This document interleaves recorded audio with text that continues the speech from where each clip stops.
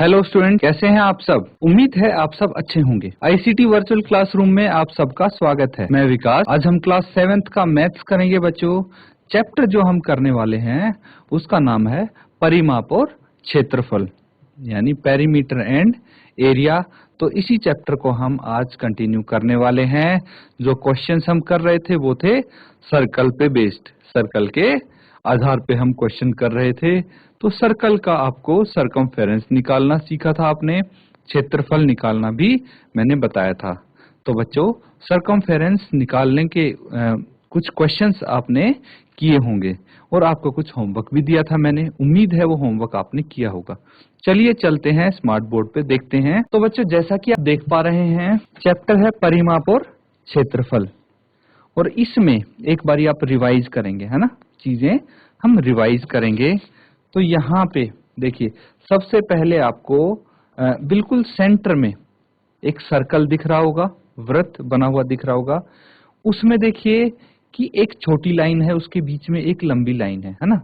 दो छोटी लाइन है, वो क्या है, सर्कल के सेंटर से और सर्कल के किनारे तक जा रही है, उसको हम त्रिज्या बोलते हैं, यानी रेडियस। और जो बड़ी लाइन है वो सर्कल के एक किनारे से दूसरे किनारे को टच करती है, जबकि वो सेंटर से पास होती है, उसको हम व्यास यानी डायामीटर बोलते हैं। तो व्यास को हम d से रिप्रेजेंट करते हैं क्योंकि d फॉर डायामीटर, त्रिज्या को r से रिप्रेजेंट करते हैं क्योंकि r फॉर रेडियस। इतना आपको पता है। और ऊपर आपको देखिए पाई की वैल्यू लिखी हुई दिख रही है 22/7 या फिर 3.14। तो इन दोनों में से कोई वैल्यू यूज करेंगे जो हमें मेंशन होगी।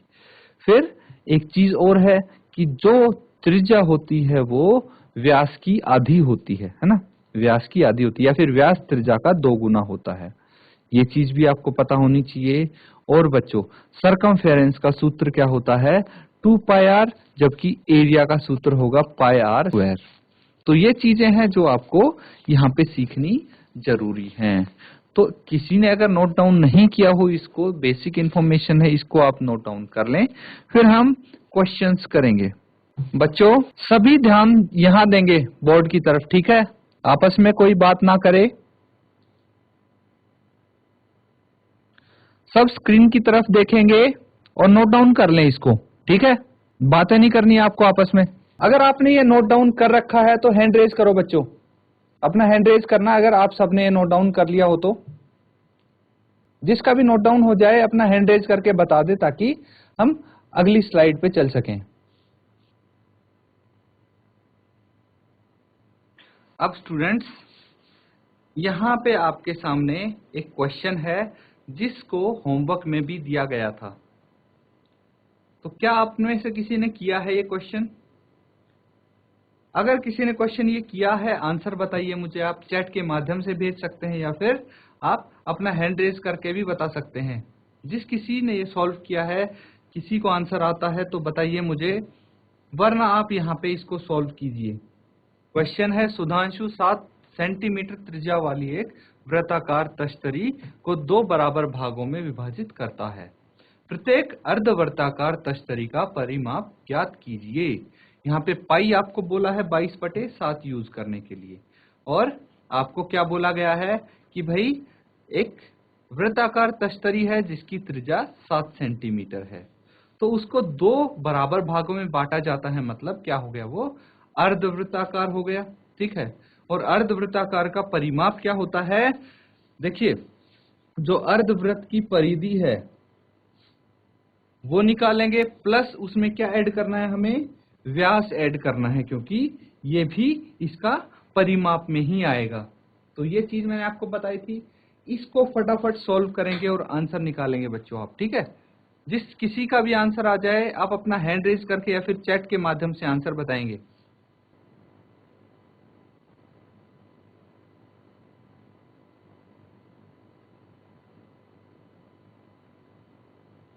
चलिए कोई बात नहीं, आप यहाँ पे इसको समझेंगे अब, ठीक है।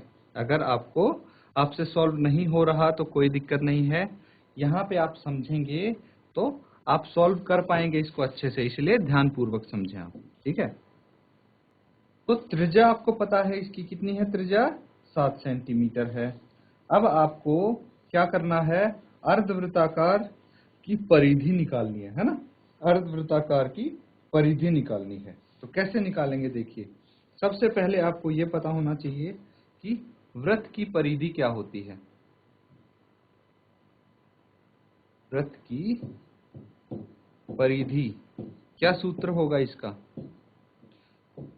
वृत्त की परिधि जब निकालेंगे तो हम लिख सकते हैं भाई कि 2 पाई आर 2 पाई आर, यही तो फॉर्मूला लिखा था आपने। वापस से एक बारी पिछली स्लाइड पे चलते हैं। देखिए परिधि यानी सरकमफेरेंस, इसका फॉर्मूला 2 पाई आर यही लिखा था आपने। तो 2 पाई आर मैंने लिख दिया कि वृत्त की परिधि होगी। अब क्या करना है, हमें तो अर्धवृत्त की परिधि निकालनी है। तो अब हम अर्धवृत्त की परिधि निकालेंगे। अर्धवृत्त की परिधि कैसे निकालेंगे बच्चों? देखिए जो वृत्त की परिधि है उसको अगर आपने 2 से भाग कर दिया, क्योंकि बोला गया है कि एक वृत्त को 2 बराबर भागों में बांटा गया है, तो वृत्त की परिधि को आपने अगर 2 से भाग कर दिया तो क्या आ जाएगा? अर्धवृत्त की परिधि। ठीक है, तो 2 पाई आर है वृत्त की परिधि, इसको 2 से भाग करेंगे तो कितना आ जाएगा? ये पाई आर, ये अर्धवृत्त की परिधि आ जाएगी। ठीक है, इसको हम सॉल्व करते हैं। तो पाई कितना लेना है यहाँ पे? 22/7 यूज करेंगे आप पाई, इंटू आर कितना यूज करेंगे हम? आर करेंगे 7 सेंटीमीटर। तो आर हो गया 7 सेंटीमीटर, कैंसिल आउट कर देंगे 7 से 7, कितना बच जाएगा? 22 सेंटीमीटर। 22 सेंटीमीटर आ गया अर्धवृत्त की परिधि। हमें क्या चाहिए? हमें चाहिए अर्धवृत्त की, क्या चाहिए? देखिए परिमाप ज्ञात करना है अर्धवृत्ताकार तस्तरी का। तो हमारे पास अभी परिधि आई है, इसका परिमाप नहीं आया। परिमाप कैसे आएगा? देखिए ये जो परिधि है, ठीक है, ये जो परिधि है इसमें आप क्या ऐड कर देंगे? जो इसका व्यास है वो ऐड कर देंगे, है ना। तो व्यास तो आपको पता है कितना है, बताइए। जो वृत्त है उसका व्यास कितना है? पहले मुझे ये बताइए कि जो वृत्त का व्यास है, क्या अर्धवृत्त का व्यास भी वही रहेगा? बिल्कुल वही रहेगा। ठीक है, वृत्त का व्यास किसके बराबर होगा? अर्धवृत्त का व्यास।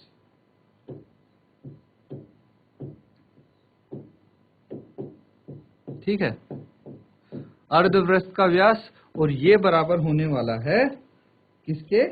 हमारे पास 2r के, है ना। जो त्रिज्या है उसको हम क्या कर देंगे? डबल कर देंगे, तो वृत्त का व्यास आ जाएगा।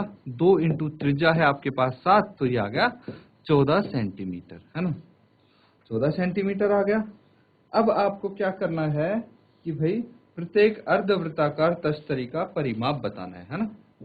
तो आप लिखेंगे प्रत्येक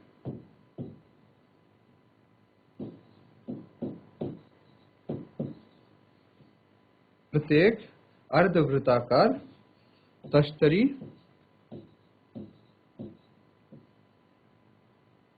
तस्तरी यानी डिस्क का परिमाप। और ये कैसे निकालेंगे आप? इसमें आपको जो अर्धवृत्त है उसका पहले तो सरकमफेरेंस ऐड करना पड़ेगा, परिधि, और उसके बाद क्या ऐड करेंगे आप? इसका व्यास। तो 22 + 14 कितना हो जाएगा? ये 36 सेंटीमीटर आ जाएगा। That's it. तो इसको आप नोट डाउन कर लीजिए बच्चों। कोई डाउट हो तो आप पूछ सकते हैं। फटाफट इसको नोट डाउन करो, और जैसे ही नोट डाउन हो जाए अपनी सीट पे बैठे बैठे अपना हैंड रेज कर देना, ताकि अगले क्वेश्चन पे हम चल सकें।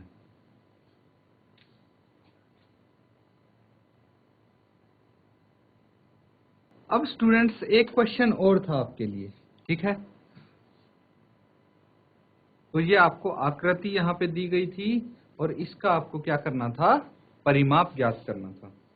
तो ये आप कैसे करेंगे? जिस किसी का आंसर आया हो चैट के माध्यम से आप अपना आंसर भेज दें, यानी आपने सॉल्व कर लिया होगा घर पे, वो आप आंसर भेज दें। जिन्होंने नहीं किया है जल्दी से अभी सॉल्व करके आंसर मुझे बताइए।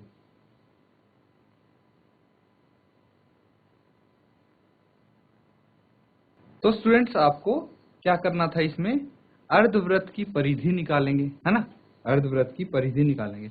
ऐसा क्यों है, देखिए ये जो अंदर आपको स्क्वायर दिख रहा है, वर्ग दिख रहा है, क्या इसका भी आपको परिमाप निकालने की जरूरत है? नहीं, क्योंकि ये जो फिगर बनी हुई है, ये देखिए बाहर जो अर्धवृत्त है, जो अर्धवृत्त है ना चार, उनकी बनके बनी हुई है, उनकी मिलके, ठीक है। तो इसकी जो बाहर का हिस्सा है वो अर्धवृत्त से बना हुआ है, तो हमें वही परिमाप आप यहाँ पे ज्ञात करना होगा।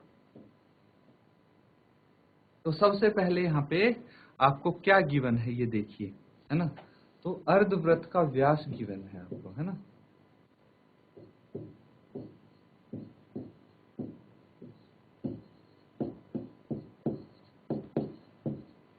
अर्धवृत्त का व्यास यानी डायामीटर, ये है 14 सेंटीमीटर। कैसे, देखिए जो स्क्वायर आपको अंदर दिख रहा है, वर्ग अंदर दिख रहा है, उसकी एक साइड है 14 सेंटीमीटर। तो इसकी साइड को बेस मानते हुए हमने एक अर्धवृत्त बनाया है ना। इसकी भुजा को बेस मानते हुए एक अर्धवृत्त बनाया है, यानी कि जो ये इसकी भुजा है, ये अर्धवृत्त का क्या हो गया, व्यास हो गया, है ना। तो अर्धवृत्त का आप व्यास पता है तो त्रिज्या भी पता कर सकते हैं, है ना। व्यास पता है तो त्रिज्या भी तो निकाल सकते हैं आप। कैसे निकालेंगे, डायमीटर को 2 से डिवाइड कर दीजिए, ये कितना आ जाएगा, 7 सेंटीमीटर त्रिज्या आ जाएगी, है ना, 7 सेंटीमीटर त्रिज्या आ जाएगी। अब देखिए हमें वृत्त की सिर्फ परिधि निकालनी है, परिमाप नहीं निकालना। अर्धवृत्त की परिधि निकालनी है, क्योंकि ये जो व्यास है ये तो अंदर की तरफ है ना। हमें तो परिमाप निकालना है, जो बाहर की बाउंड्रीज होती है उनकी लेंथ निकालनी है। तो इसीलिए हम क्या करेंगे, जो अर्धवृत्त है उसकी परिधि हम निकालेंगे। तो आपको फॉर्मूला पता है, निकालने की कोशिश करिए आप। अर्धवृत्त की परिधि, अब देखिए पिछला क्वेश्चन आपने किया था, है ना। अर्धवृत्त की परिधि निकालने के लिए आपको क्या करना पड़ता है, जो वृत्त की परिधि होती है क्या होती है, 2 पाई आर, उसको 2 से भाग करना पड़ेगा, तो ये आ जाएगी पाई आर, जो कि अर्धवृत्त की परिधि होती है। क्लियर है। अब आपको इसमें वैल्यूज रखनी है। पाई है 22/7, है ना, 22/7, और आर कितना है, त्रिज्या भी 7 है, तो 7 से 7 कैंसिल आउट, ये आ गया 22 सेंटीमीटर। देखिए हमने अर्धवृत्त की परिधि निकाल ली, लेकिन यहाँ पे कितने अर्धवृत्त दिख रहे हैं, 4 अर्धवृत्त हैं यहाँ पे। तो हम क्या करेंगे कि भाई जो अर्धवृत्त की परिधि आई है उसको 4 से गुना कर देंगे, तो इसका परिमाप आ जाएगा। तो बताइए कितना परिमाप आता है, मल्टीप्लाई करके देखिए इसको।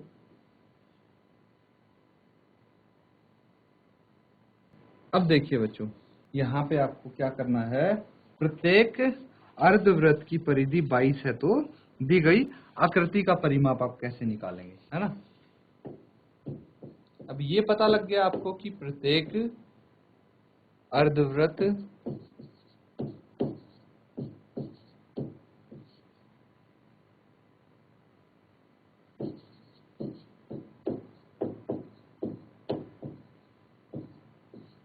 अर्धवृत्त की परिधि 22 सेंटीमीटर है। तो आपको तो निकालना है, अतः दी गई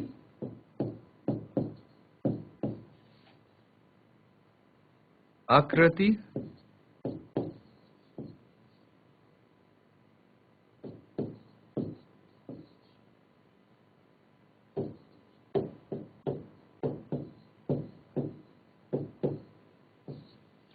इसका परिमाप क्या होगा, 4 इंटू 22,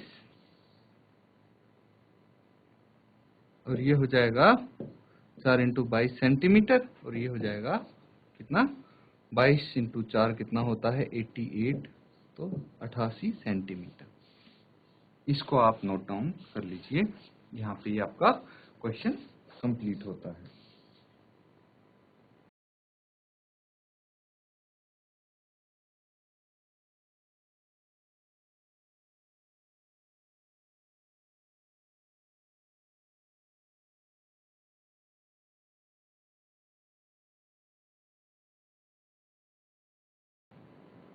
तो स्टूडेंट्स, अब देखिए आपके लिए एक क्वेश्चन और है जो आप करेंगे। इस बारी क्या है, यहाँ पे आपको क्षेत्रफल निकालना होगा।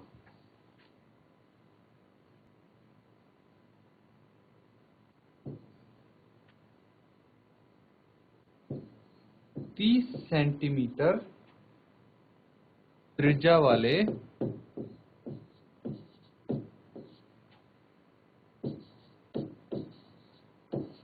30 सेंटीमीटर त्रिज्या वाले वृत्त का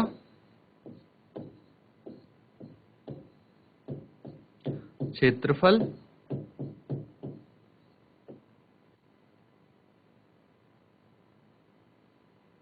ज्ञात कीजिए।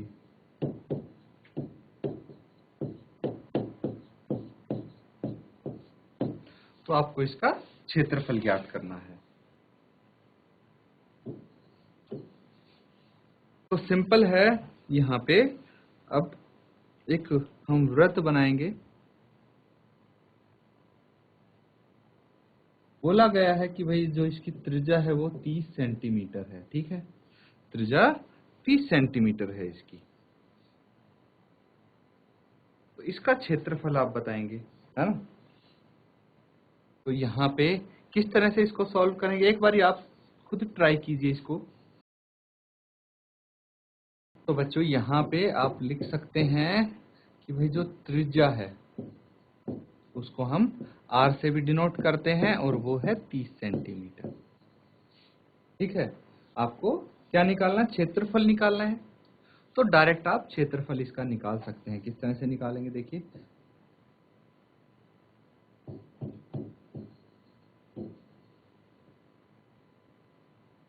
अब आप इस तरह से इसको लिखना चाहें प्रॉपरली, वृत्त का क्षेत्रफल लिख सकते हैं। ठीक है, वृत्त का क्षेत्रफल। क्या सूत्र हमने देखा था, किसी को याद है? वृत्त का क्षेत्रफल क्या होता है? ये होता है बच्चों पाई आर स्क्वायर। क्या होता है? पाई आर स्क्वायर। ठीक है, एक चीज और इसमें मेंशन करनी थी कि भाई use pi is equal to 3.14, 3.14 आप यूज करेंगे पाई। तो यहाँ पे पाई की जगह तो आप 3.14 ही लिखेंगे। और आर कितना है? आर यहाँ पे मुझे 30 दिखाई देता है, तो 30 का स्क्वायर आप कर देंगे। अब देखिए 3.14 इंटू 30 का वर्ग हो गया, तो 30 गुना 30 में लिख सकता हूँ, है ना। अब आगे इसको करते हैं, तो 3.14 30 गुना 30 है, तो मैं इसका 2 जीरो अलग लेके इंटू 100 कर सकता हूँ, है ना। और 3 को 3 से मल्टीप्लाई किया तो ये 9 आ गया। अब देखिए 3.14 को अगर 100 से मल्टीप्लाई करेंगे तो ये 2 डेसिमल उधर चला जाएगा, 2 डिजिट जो डेसिमल है हमारे पास। इसके बाद आप क्या करेंगे, अब लिख सकते हैं 314 इंटू 9, 314 गुना 9। और इसको आप अगर सॉल्व करेंगे तो क्या आ जाएगा, 9 को 4 से मल्टीप्लाई कर दीजिए, 9 चौक 36, 3 हासिल, 9 एकम 9 और 3 12, 1 हासिल, 9 3 27 और 1 28, तो 2826। जो इसकी यूनिट आएगी बच्चों, इस बार सेंटीमीटर नहीं, सेंटीमीटर स्क्वायर आएगी। जब भी हम क्षेत्रफल की बात करते हैं तो यूनिट हमेशा यूनिट का वर्ग लिखते हैं हम। इतना क्लियर है? तो देखिए, अगर आपको ऐसे मल्टीप्लाई करने में दिक्कत हो रही है तो आप लिख के भी कर सकते हैं प्रॉपरली, जैसे 314 इंटू 9 ऐसे लिख के कर सकते हैं। बट आप डायरेक्टली करेंगे तो आपका समय बचेगा। तो इसको आप नोट डाउन कर लीजिए। और आज का आपका होमवर्क यही रहेगा कि जो क्वेश्चन आज हमने किए हैं इनको अच्छे से रिवाइज करेंगे आप। तो स्टूडेंट्स, आज जो हमने क्वेश्चंस किए हैं वो काफी सिंपल से लगे होंगे आपको, क्योंकि कॉन्सेप्ट तो अच्छे से क्लियर कर लिया था हमने। अब बच्चों, जो आपका टॉपिक आने वाला है वो सर्कल के क्षेत्रफल पे ही क्वेश्चंस आएंगे ज्यादातर। तो जो सर्कल का क्षेत्रफल हमने एक क्वेश्चन किया है, इसको भी अच्छे से रिवाइज करें और सूत्र अच्छे से आना चाहिए आपको। तो इसी के साथ आज का सेशन खत्म करते हैं। Thank you and have a nice day.